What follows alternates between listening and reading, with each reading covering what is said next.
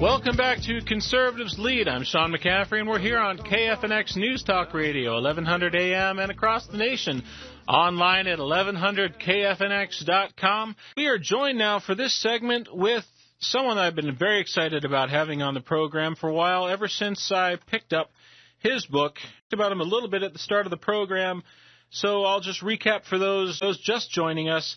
His name is Chris Broyhill, and he is the author of an amazing book called The Viper Contract. It's published by Arizona's own industry-leading Brighton Publishing. This is an exciting thriller that, as I mentioned before, hit the bestseller lists first as an ebook and now is making a huge splash, just released in print. So if you're a first edition collector, get your orders in, Amazon or Barnes & Noble or, any bookstore that you patronize. But Chris Broyhill has been called the successor to Tom Clancy when Clancy was at his prime, and the heir apparent to the throne of techno-thriller writers. So he's joining us on the line today. Chris, thanks for calling in. Thanks for having me, Sean. It's a real pleasure to be here. Now, I know that you are a very distinguished pilot in many respects. You're not at 40,000 feet right now, are you? No, I'm not. It's ironic, though. I'm actually in Las Vegas, Nevada. This week is the week of the National Business Aviation Association Convention, and I'm here this week representing the company that I work for full-time in my day job, and also trying to plug my book in as many venues as I can possibly get. Outstanding. Well, you're almost a neighbor now if you're just up in Las Vegas. Absolutely. Your book is it's fascinating. For our readers, it's called The Viper Contract. This is a lot based on your career. You're a graduate of the United States Air Force Academy, if I'm correct in that. Am I right? Yeah, absolutely. Back in a long time ago, 1982. And from there, where did your career take you? If you want to give our listeners a little update. Sure. I was first a forward air controller. That's the guy that works with the Army and works with fighter assets to bring bombs on target when troops are in close contact, when our troops are in close contact with enemy troops. I did that from the ground and in the air, flying the OV-10 Bronco, which has since retired from the inventory. Then I had the pleasure of flying the A-10 Warthog for for several years. I flew it first in Europe while the Cold War was still going on, and flew all over Europe at 250 feet to 500 feet. And practiced for the war that we all hoped would never come, and fortunately it didn't, thanks to good old Ronald Reagan. And then after that, I did some time on the staff at Langley Air Force Base.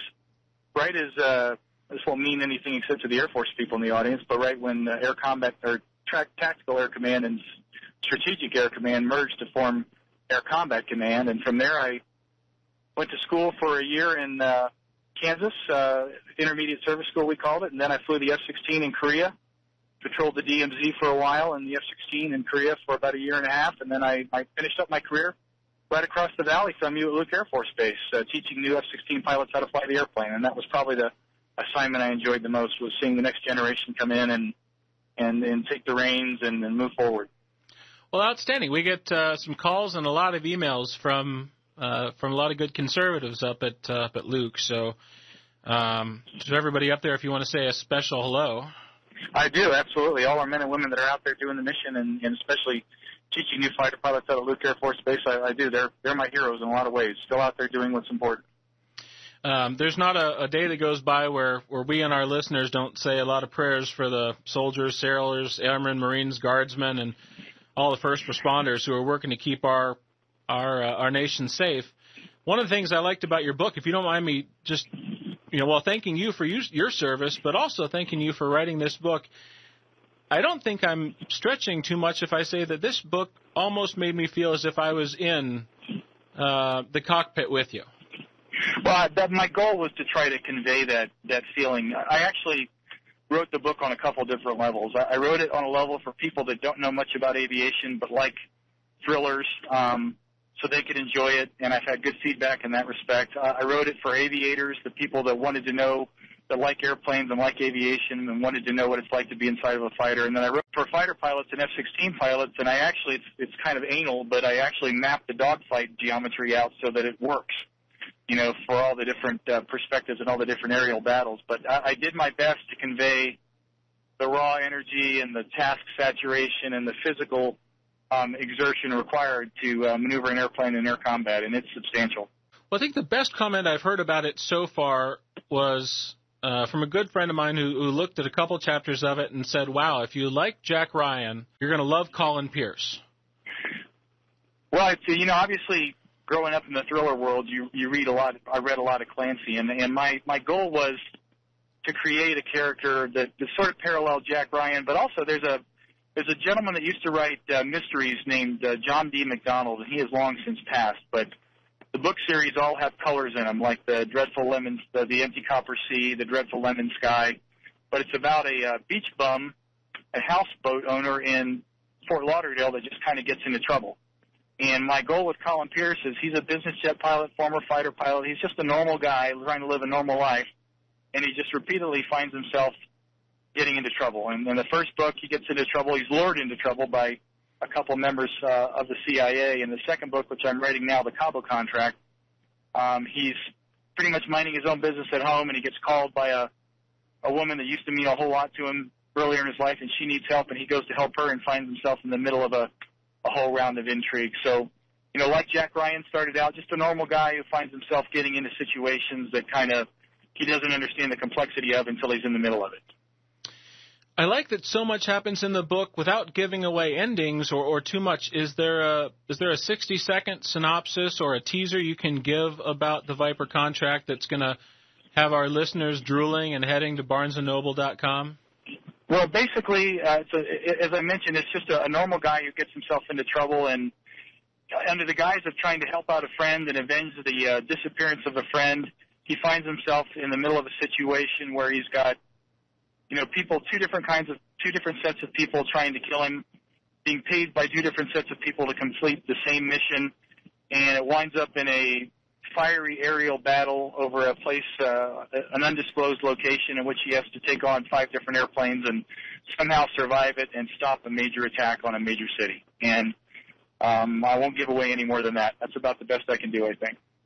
I think that's pretty good. What I liked about it is that it held my attention sometimes where Clancy lost me was in the minutia of the technical details. And I think for those of us lay people who have never had to pilot combat aircraft, I got your expertise and I got the tension and the pressure of maybe doing that, but I didn't feel like I needed to know how to do it in order to enjoy the book. Yeah, and Sean, that was actually my intention. And without trying to there are some writers that I think, as you said, get bogged down in the minutiae of trying to describe devices or things or situations. My goal was to only provide as much description to the reader as was necessary for he or she to understand the action and limit it to that so that they could get into the action and stay with the action and not get sidetracked by a lot of stuff that in the big scheme of things doesn't really matter to how the events are going to turn out. The challenge of writing military books these days, do you think it's a different world now? I mean, Reagan is not president anymore. We do have a different climate now being in a war that a lot of people don't pay attention to now. Is it tougher to write a military-oriented book? Honestly, I don't think it is. And the reason I say that is I joined the military in the 70s, and it was post-Vietnam, and I remember getting back from the Air Force Academy on leave once and wearing my Air Force Academy uniform, and my fellow high school graduates, who were all my good friends, basically giving me a look like, I can't believe you got off the airplane wearing a uniform. Nowadays, one of the things I think that's really good about our country is regardless of what side of the political aisle you're on, for the most part, people appreciate the sacrifices that our men and women in uniform make.